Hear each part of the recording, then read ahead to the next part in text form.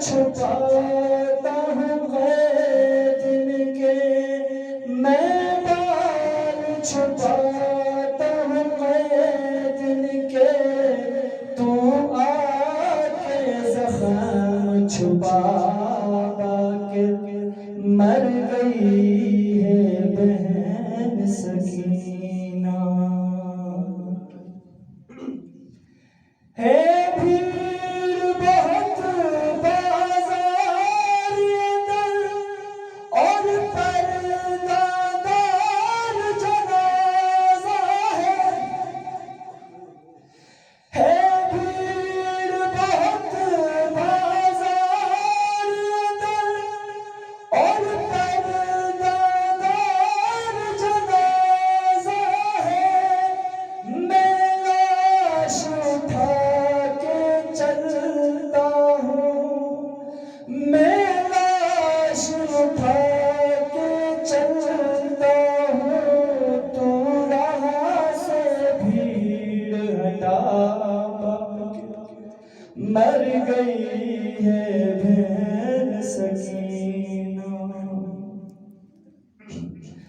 کہاں جا کے یہ بازاریوں سے مر گئی بیٹی ہے پیغمبر کی، کہاں جا کے یہ بازاریوں سے مر گئی ہے بیٹی پیغمبر کی، ہمیں کفن ہے دینا قید کو، ہمیں کفن ہے دینا قید کو، وہ مانگ لٹی جو ردا مر گئی ہے بہن سکینہ۔ عاشور کا روز جناب علی اصغر کے دفنانے کے بعد جو جناب علی اصغر کے قبر میں نیزے اتارے گئے لاش کو ڈھونڈنے کے لیے، اگر وہ ذہن میں رہے، باقری کی قبر بنانی ہے، چھوٹی زہرا دفنانی ہے، باقری کی قبر بنانی ہے، چھوٹی زہرا دفنانی ہے، جہاں نیزے قبر میں نہ آئے، جہاں نیزے قبر میں نہ آئے، جگہ ایسی ڈھونڈے آ کے مر گئی ہے بہن سکینہ۔ رفیق جنازہ ہو گیا ہے، ایک بار تو یہ اعلان تو کر، رفیق جنازہ ہو گیا ہے، ایک بار تو یہ اعلان تو کر، کوئی قیدی سمجھ کے دے دے آ، کوئی قیدی سمجھ کے دے دے آ، ہمیں شام میں کوئی پرسا کے مر گئی ہے بہن سکینہ۔ محمد و آل محمد صلوات۔ جب یاد سکینہ کو تیری آتی ہے بابا، سر زندہ کی دیواروں سے ٹکراتی ہے بابا، جب یاد سکینہ کو تیری آتی ہے بابا، سر زندہ کی دیواروں سے ٹکراتی ہے بابا، جلتے ہوئے خیموں کے نظارے ہیں نظر میں، یہ بات خیالوں سے کہاں جاتی ہے بابا۔ اس کے ساتھ ہی میں ملتمس ہوں آقا شجاعت حسین سے آئیں جب ممبر ہو کر ہمیں اپنے علم سے مستفید کریں۔ محمد و آل محمد صلوات۔ صلی علی محمد۔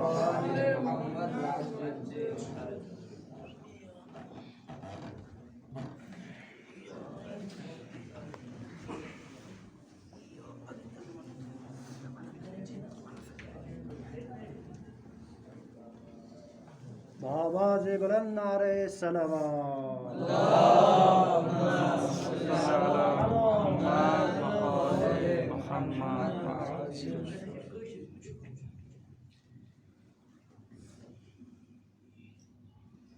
لا حول ولا قوة إلا بالله العلي العظيم. أعوذ بالله من الشيطان اللعين الرجيم. بسم الله الرحمن الرحيم.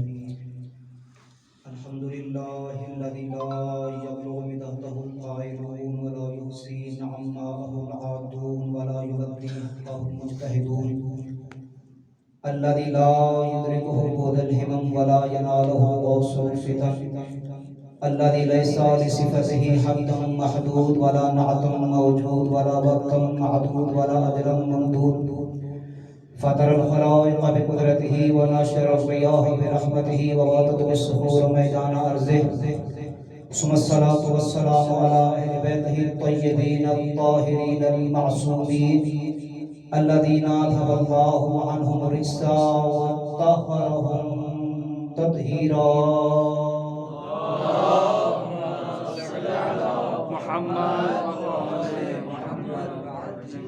وقال تبارك وتعالى في قرآنه المجيد وفرقانه الحميد وقوله الحق. بسم الله الرحمن الرحيم. وألف بين قلوبهم لو أنفقت ما في الأرض جميعا ما ألف بين قلوبهم ولكن الله ألف بينهم إنه عزيز حكيم. وقال فاذكروني أذكركم واشكروا لي ولا تكفرون. صلوات. اللهم صل على محمد وآل محمد. گاہ محمد و آل محمد کا خالق محمد و آل محمد کو خلق کر کے انہیں غور سے دیکھ کر اپنے آپ کو غرور کرنے والا خالق محمد و آل محمد کے صدقے میں آپ کا اس جلیل القدر مقام تشریف آوری کا آپ کو بہترین اجر عطا فرمائے.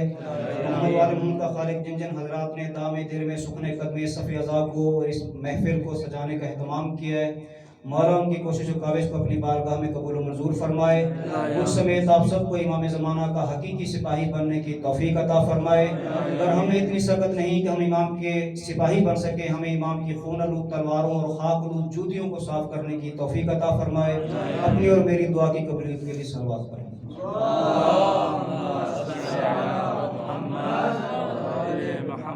لفظ ہے الفت کہ جس کے متعلق میں نے آیت کی تلاوت فرمائی. سورہ انفال آیت 163. دو چیزوں کے درمیان نسبت کو قائم کرنے کا نام الفت ہے. دو مختلف چیزیں ہوں کہ جن کا پہلے آپس میں کوئی نسبت نہ ہو، کوئی مقام نہ ہو، ان کے درمیان ایک نسبت کو قائم کر دینا، اس کو الفت کہتے ہیں. ہمارے پاس جو کتابیں موجود ہوتی ہیں وہ دو طرح کی ہوتی ہیں. ایک ہوتی ہے تصنیف، ایک ہوتی ہے تالیف. اگر ایک لکھاری ایک نئی چیز کو جعل کرے اور اس کو ان مطالب کو لکھ دے، اس کو تصنیف کہتے ہیں، نئی چیز اس نے لکھی. اور اگر ایک لکھاری مختلف کتابوں سے اپنے مطلب کے مطالب کو اکٹھا کر کے ان کو ایک کتاب میں جمع کر دے، اس کو تالیف کہتے ہیں، کیونکہ اس نے مختلف مطالب کو جمع کر کے ان میں الفت کو قائم کیا. لفظ الفت کو لے لیں. الفت کے متعلق قرآن میں آیات کو اکٹھا کیا، الفت سے متعلق روایات کو اکٹھا کیا، الفت سے متعلق واقعات کو اکٹھا کیا، الفت سے متعلق اشعار کو اکٹھا کیا. ان سب کو اکٹھا کر کے جو کتاب بن گئی، اب وہ تصنیف نہیں تالیف ہے، کیونکہ الفت قائم کی ہے، اس میں ایک تعلق قائم کر دیا. یہ ہے الفاظ کی اور کلمات کی الفت. دو انسانوں کے درمیان الفت کا قائم کرنا ہمارے بس کی بات نہیں، اللہ کا کام ہے. ارشاد ہوتا ہے نا کہ ہم نے ان کے درمیان الفت کو قائم کیا. لو انفقت ما فی الارض جميعا، اگر تم زمین کی تمام چیزیں خرچ کر دیتے ان کے درمیان الفت پیدا کرنے کے لیے، ما الفت بین قلوبہم، ان کے دلوں میں الفت پیدا نہیں کر سکتے تھے، تمہارا کام ہی نہیں. ولکن اللہ الفت بینہم، لیکن اللہ کا کام ہے کہ وہ الفت کو پیدا کرتا ہے. جزاک اللہ سبحان انہ عزیز حکیم، کیونکہ وہ صاحب قدرت بھی ہے اور حکمت والا بھی ہے. بس معلوم ہوا کہ الفت کا پیدا کرنا دو انسانوں کے درمیان ہمارا کام نہیں، ہم صرف عقد کے یا نکاح کے دو سیغے پڑھتے ہیں. اللہ نے کائنات بنا دی، کائنات کو سجانے کے لیے آدم کو بنانا شروع کیا، فرشتوں نے اعتراض کیا، کسی کی نہ سننے والے نے فرشتوں کی نہ سنی اور آدم کو بنا دیا. اب جب آدم کو بنا دیا تو آدم کو بنانے کے بعد آدم تنہا تھے. اب تنہائی کا تصور کیا تھا؟ دیکھیں، میرے کمرے میں 10 بندے ہیں، سارے الحمدللہ پاکستانی، 9 لوگ پاکستان چلے گئے، اکیلا میں رہ گیا. چونکہ میں 9 کے درمیان پہلے رہتا تھا، تنہائی کے الفاظ کو نہیں سمجھتا تھا. اب 9 چلے گئے، تنہا مجھے پتا لگ گیا تنہائی کیا ہوتی ہے. اب آدم کے پاس پہلے کوئی تھا کہ اس کو محسوس ہو تنہا ہوں؟ پہلے تھا، پتہ نہیں وہ کون سی تنہائی تھی. بہرحال اللہ کہتا ہے ہم نے آدم کی تنہائی ختم کرنے کے لیے اس میں سے حوا کو پیدا کیا اور ارشاد فرمایا یا آدم انت و زوجک فی الجنہ. بس یہی نکاح کا صیغہ تھا، اے آدم تم اور تمہاری بیوی جنت میں رہو. اب آدم کی تنہائی کو ختم کرنے کے لیے اللہ نے آدم اور اس کی بیوی کے درمیان الفت کو پیدا کیا. اب الفت کا نتیجہ تھا کہ کائنات کو آباد بھی کرنا تھا. اب اس کے ہاں اولاد پیدا ہوئی اور کائنات آباد ہو گئی. سمجھ آ رہی ہے نا؟ صلوات کریں بابا جی.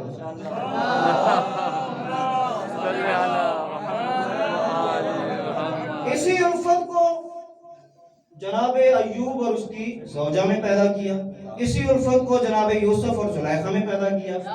اسی الفت کو اللہ نے جناب ابراہیم اور ان کی خالہ ذات جو تھی جناب سارہ ان کے درمیان پیدا کیا اور اس طرح سارہ جناب ابراہیم کی زوجہ قرار پائی. اب سارہ کی تاریخ کے بارے میں یہ ملتا ہے کہ جناب سارہ انتہائی خوبصورت تھی. شام سے مصر گئے، مصر میں ایک بادشاہ تھا جس کا نام تھا ازارہ یا ازارہ. تاریخ وہ خواتین کا بڑا عاشق ہوا کرتا تھا. جب جناب ابراہیم کو معلوم ہوا کہ میں اس سرزمین پہ آ گیا ہوں کہ جو کسی عورت کو نہیں چھوڑتا، تاریخ ہے مصر کی تاریخ، فرعون کا نام ازارہ. تو جناب ابراہیم نے اپنی بیوی سارہ کو کہا کہ میں تمہیں صندوق میں بند کرتا ہوں، مصر کی زمین پر جا کر کھول دوں گا. لوگ اگر پوچھیں کہ یہ شخص تمہارا کیا لگتا ہے تو تم کہنا خالہ زاد ہے. خالہ زاد ہے، شوہر کا نہ بتانا، ایسا نہ ہو کہ مجھے قتل کر دیا جائے. اللہ کے نبی تھے، جانتے تھے. اب جناب سارہ جب مصر میں آئیں اور صندوق کو کھولا گیا، پوچھنے والوں نے پوچھا یہ کون ہے؟ انہوں نے کہا خالہ زاد ہے. فرعون کو اطلاع ہوئی، جناب سارہ کو دربار میں بلا لیا گیا. جناب سارہ پر اس فرعون نے بری نظر لگائی، اللہ نے ہاتھ چھل کر دی. نبی کی بیوی تھی، اللہ نے ہاتھ چھل کر دی. ہانپنے لگا، کانپنے لگا. جناب سارہ نے دعا کی، ہاتھ ٹھیک ہو گئے. اس معجزے کو دیکھتے ہوئے اس نے جناب سارہ کو اپنی بیٹی کنیز کے طور پر دے دی جس کا نام ہاجرہ تھا. وہ جناب سارہ کی کنیز قرار پائی. اب جناب سارہ کو لے کر یہ شام کی طرف مدائن میں آئے، شام کی طرف آئے اور شام میں آ کر جناب ابراہیم اپنی زندگی کرنے لگے. بڑھاپا آ گیا، اولاد نہیں ہوئی. جناب سارہ نے اپنی کنیز جناب ابراہیم کو ہبہ کر دی، جناب ہاجرہ. جناب ابراہیم نے اس سے عقد کیا اور جناب اشمعیل کا جنم ہوا کہ جس کا نام اسماعیل ہے. الفت، پہلے سارہ میں الفت پیدا کی، پھر اسماعیل میں الفت، پھر ہاجرہ میں الفت پیدا. اب اسی اسماعیل کی اولاد میں سے ایک شخصیت، برگزیدہ شخصیت آتی ہے کہ جس کا نام جناب عبد المطلب ہے، کہ جنہوں نے ایک منت مانی تھی جس کے نتیجے میں بڑی جلدی سے گزر رہا ہوں. تمام باتیں آپ الحمدللہ طالب علم میں معلوم ہے. آپ جس کے اولاد، جس کے بدن سے یا جس کے نسل سے اللہ نے 10 بیٹے عطا فرمائے، 10 بیٹے. ان میں سے 23 سالہ بیٹے عبداللہ کا عقد جناب آمنہ سے ہوا. اللہ نے الفت پیدا کی، نبوت کا آفتاب جناب آمنہ کے گھر میں جلوہ کر. اب بھائی عبد مناف کے جس کو آپ اور ہم جناب عمران سے جانتے ہیں، ان کا جناب فاطمہ سے ہوا۔ اللہ نے الفت پیدا کی اور ولایت و امامت کا مہتاب علی ابن ابی طالب دنیا میں۔ اب ایک دستور ہے، خورشید جو ہوتا ہے اس کی اپنی کرنیں ہوتی ہیں، مہتاب جو ہوتا ہے، چاند جو ہوتا ہے، اس کی اپنی روشنی نہیں ہوتی، بلکہ وہ دن کو سورج کی روشنی لیتا ہے تاکہ جب رات کو سورج نہ ہو تو دنیا کو منور کر سکے۔ اب اللہ نے خورشید رسالت و نبوت کے ہاں ایک عصمت کی کرن کو پیدا کیا۔ اس عصمت کی کرن کو محفوظ کرنے کے لیے امامت و ولایت کا مہتاب آگے بڑھا۔ اللہ نے الفت کو پیدا کیا، وَيَخْرُجُ مِنْهُمُ اللُّؤْلُؤُ وَالْمَرْجَانُ۔ حسن و حسین دنیا میں آئے، حسن و حسین دنیا میں آئے، اور ان میں سے حسین وہ کہ جس کا ہم یہ مہینہ اور یہ ایام منا رہے ہیں کہ جس نے قیامت تک شریعت محمدی کی ایسی حفاظت کی کہ حلال محمد کو تا قیامت حلال کر دیا، حرام محمد کو تا قیامت حرام کر دیا۔ نہ پوچھ کیسے کوئی شاہ مشرقین بنا، بشر کا ناز نبوت کا نور عین بنا، علی کا خون لعاب رسول شیر بطول ملے ہیں جب یہ عناصر تو پھر حسین۔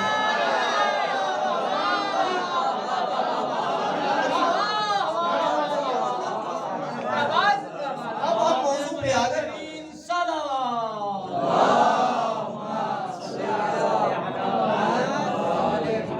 قرآن کا وعدہ فاذکرونی اذکرکم، حسین نے اللہ کے ذکر کو اپنا وتیرہ بنایا اور اللہ نے حسین کا ذکر قائم کرنے کے لیے اپنا وعدہ نبھایا۔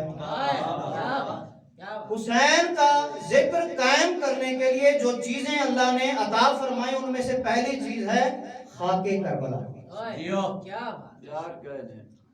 خاک کربلا، خاک کربلا ارشاد ہوتا ہے کہ اگر اس کے اوپر سجدہ کیا جائے شرازی صاحب تو اللہ تعالیٰ ساتوں حجاب کو اس سجدہ کرنے والے سے ہٹا دیتا ہے۔ خاک کربلا، اگر خاک کربلا کی تسبیح کو لیا جائے اور اس کو پڑھا جائے، جس دانے کو آپ پڑھیں گے ہر دانے کے بدلے میں 40 نیکیاں آپ کے کھاتے میں لکھی جائیں گی۔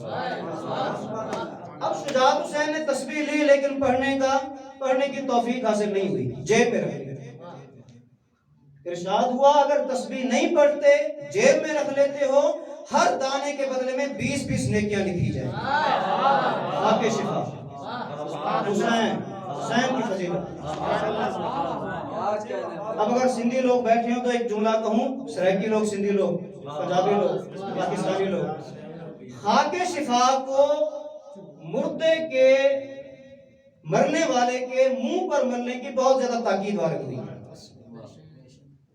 کہا گیا کہ اگر مرنے والے کی شکل کے اوپر، چہرے کے اوپر خاک شفا کو لگا دیا جائے گا تو فرشتوں کو حیا و شرم محسوس ہوتی ہے کہ اس سے حساب لیں۔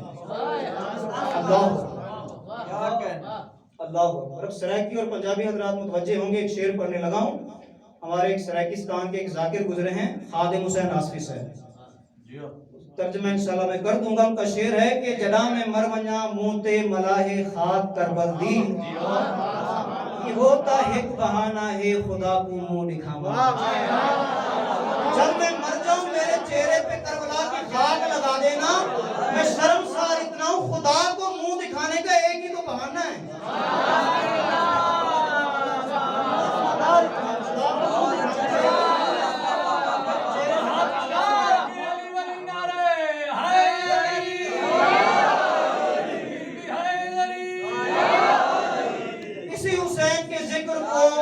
باقی رکھنے کے لیے ایک خدا نے نعمت جو دی حسین کو، وہ ہے حسین کی مجلس جس میں آپ اور میں موجود ہیں۔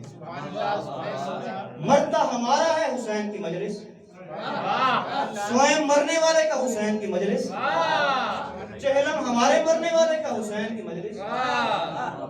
دنیا کا وہ کونا بتائیں جہاں حسین کی مجلس نہ ہوتی ہو۔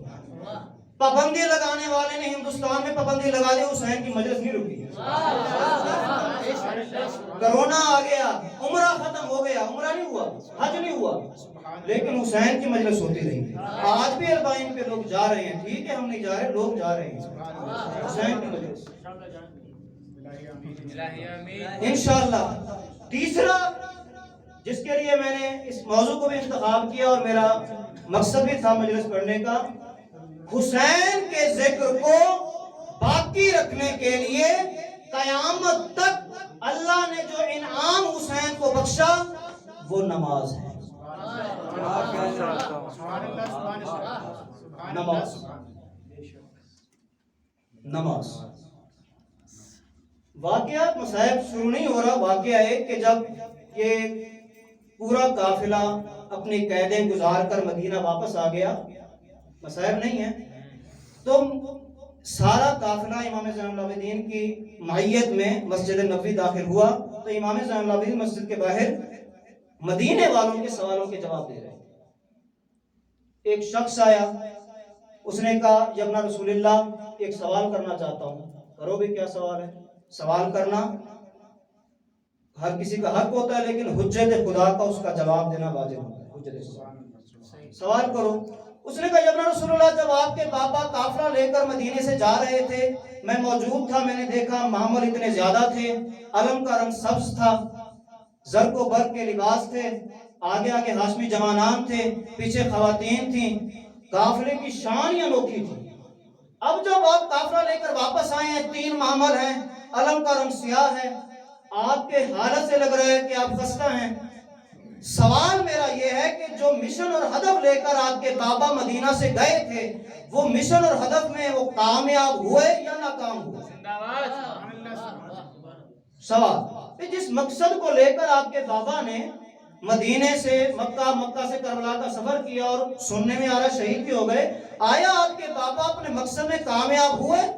امام نے فرمایا ٹھیک ہے، سوال کا جواب دیتا ہوں، پہلے جاؤ مسجد میں 2 رکعت نماز پڑھ کے آؤ۔ بندہ بھاگتا ہوا گیا، 2 رکعت نماز پڑھ کے آ گیا۔ امام اور سوالوں کے جواب دے رہے تھے۔ مولا میرے سوال کا جواب؟ فرمایا کیا سوال تھا؟ مولا یہی کہ آپ کے بابا جب گئے تھے تو یہ شان تھی، جب آپ لوگ آئے تو یہ شان ہے، تو آپ کے بابا مقصد میں کامیاب ہوئے؟ فرمایا میں نے کیا جواب دیا تھا؟ آپ نے کہا تھا نماز پڑھ کے آؤ۔ کہتا یہ نماز کا پڑھنا اس بات کی دلیل ہے کہ ہمارا حسین کامیاب ہو گیا۔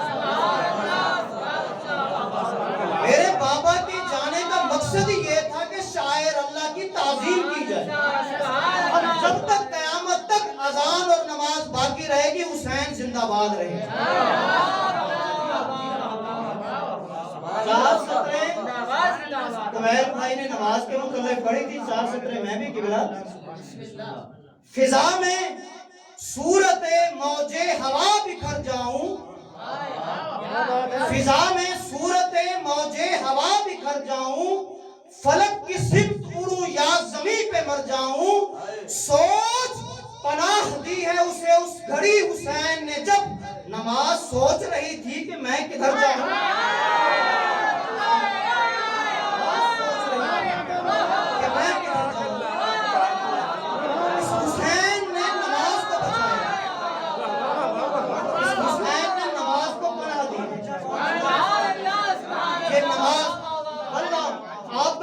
میں تو اس نیت سے نماز پڑھتا ہوں کہ حسین کی سنت ہے، قربت اللہ ہے، لیکن نماز پڑھتا بھی اس لیے ہوں، پڑھاتا بھی اس لیے ہوں کہ حسین کی سنت ہے، بس مجھے اور نہیں پتا۔ چوتھی چیز بیان کروں، آپ کی زحمت تمام، مجمع کثیر آ گیا، بس یہی تمہید تھی میری۔ چوتھی چیز جو حسین کو اللہ نے دی، نہ کسی نبی کو دی، نہ کسی ولی کو دی، نہ کسی امام کو دی، رباب جیسی زوجہ۔ بیوی کے لیے ایک لفظ استعمال کیا جاتا ہے رفیق حیات، زندگی کا ساتھی، لیکن یہ بیوی کے لیے یہ لفظ استعمال کرنا میرے نزدیک توہین ہے، کیونکہ اس بیوی نے حسین کی زندگی میں وفا نہیں کی، حسین کے شہید ہونے کے بعد بھی جب تک زندہ رہی حسین کا غم کیا۔ اللہ نے حسین اور رباب میں الفت کو پیدا کیا اور 2 اولاد نصیب کی، ایک کربلا کی خاک کی زینت بنا ایک زندان شام میں بابا کو یاد کرتے کرتے سو گئے۔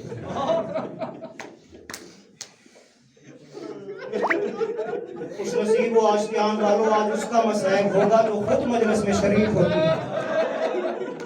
چار ہستیاں آتی ہیں نا، امام زین العابدین، جناب سیدہ، جناب سکینہ اور امام زمانہ، چار ہستیاں آتی ہیں نا مشہور روایت کے مطابق۔ آج اس کا مسائب ہوگا جو خود مجلس میں شریک ہوگا۔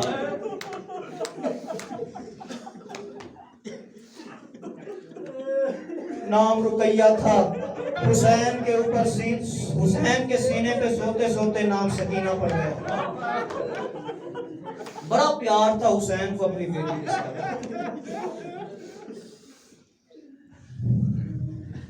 شب عاشور جہاں جہاں حسین جاتے ہیں وہاں وہاں سکینہ جاتے ہیں۔ اصحاب کے پاس گئے پیچھے پیچھے سکینہ، بہنوں کے پاس گئے پیچھے پیچھے سکینہ، مناجات کرنے گئے پیچھے پیچھے سکینہ۔ ایک ٹائم وہ آیا، حسین نے سکینہ کو گود میں لیا، ایک لوری دی جو ہمارے شاعر پاکستان میں پڑھا کرتے ہیں، یا نور عینی یا برد قلبی ہا وقت نوم نم یا بنیا۔ وہ میری آنکھوں کی ٹھنڈک، وہ میرے سینے کا نور، سونے کا وقت ہو گیا، سو جاؤ۔ آج حسین کی جھولی موجود ہے، کل جھولی نہیں ملے گی، سو جاؤ۔ آج حسین کا سینہ موجود ہے، کل سینہ نہیں ملے گا، سو جاؤ۔ آج حسین کا شفقت بھرا ہاتھ ہے، کل ہاتھ ڈھونڈتی رہو گی۔ المختصر آج حسین موجود ہے، کل حسین نہیں ملے گا۔ شام غریبہ ہوئی، اس بی بی نے دیکھا خیام کی طرف کچھ مسلمان آ رہے ہیں، سمجھی بابا کا پرسہ دینے آ رہے ہوں گے، لیکن ظالموں نے ایسا ظلم کیا،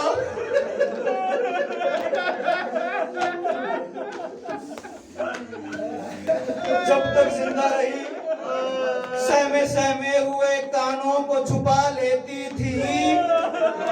جب کبھی سکینہ کو مسلمان نظر آتے تھے، کان زخمی تھے، سر پر نیزوں کے نشانات تھے، کمر پر تازیانوں کے نشانات تھے، بس کسی طرح زندان شام میں پتھر کے تکیے پر سکینہ کو نیند آ گئی۔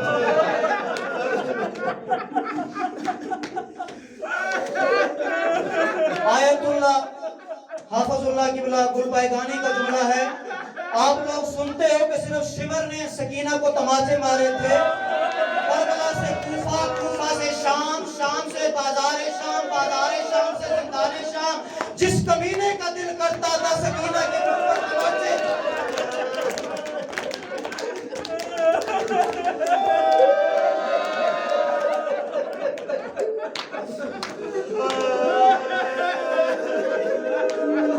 سہمے سہمے ہوئے کانوں کو چھپا لیتی تھی۔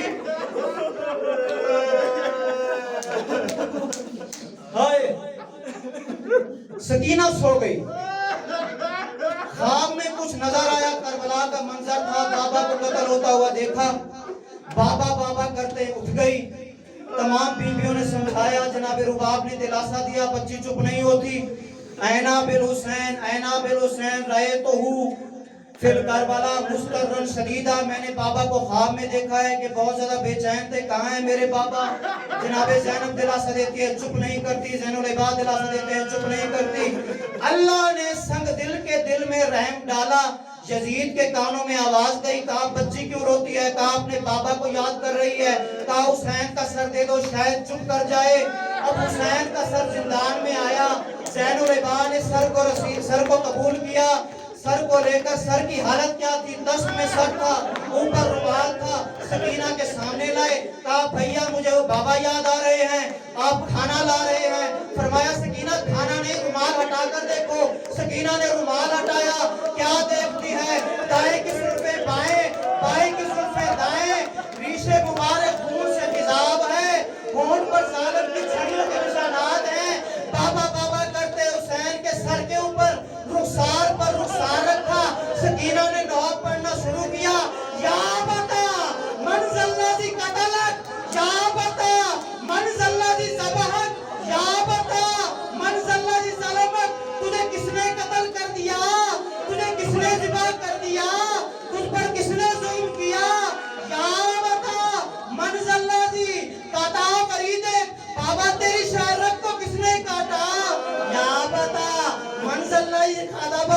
शबे शैबे या बाबा, ओ बाबा तेरी दाढ़ी को तेरे खून से खिजाब किसने किया?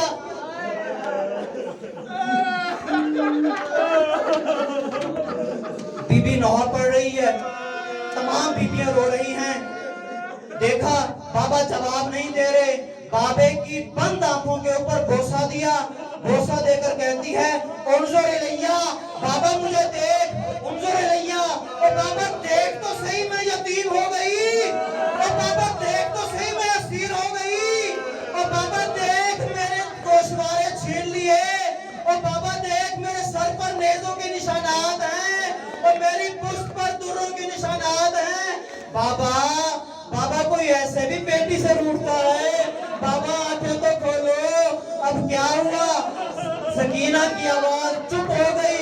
बीबियां बैन कर रही हैं, ज़ैनब रो रही हैं, जनाबे उम्मे कुलसूम रो रही हैं, जनाबे रुबाब रो रही हैं। अचानक बीबी ज़ैनब ने जनाबे फिजा को इशारा किया। जनाबे फिजा ने सकीना के हाथ पर हाथ रखा। इन्ना लिल्लाहि व इन्ना इलैहि राजिऊन। हुसैन का तावीज़ जिंदान में मर गया।